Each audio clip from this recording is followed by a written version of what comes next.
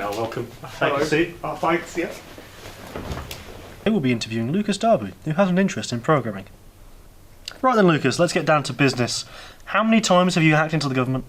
All the time. It's my favourite hobby. Every second of So based on that, how long have you been programming for?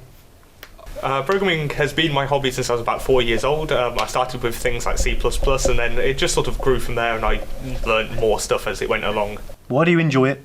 It just allows you to create stuff without really, it's an art form without having to do any artwork if you don't want to. It's all, it's just good to create stuff and just solve problems. What languages do you program in? I program in sometimes assembly language, which is close to the hardware, sometimes C++, sometimes C#. Quite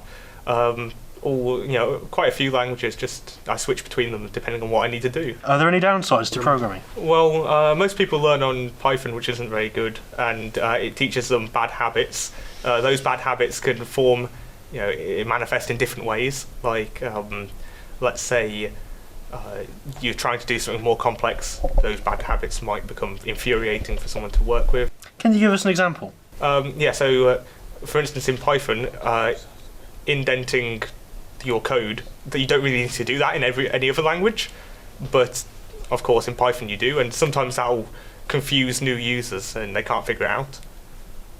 So that can be a downside, just not having the resources or not having the ability to do it. Thank you very much for your time, Lucas, and thanks for watching this.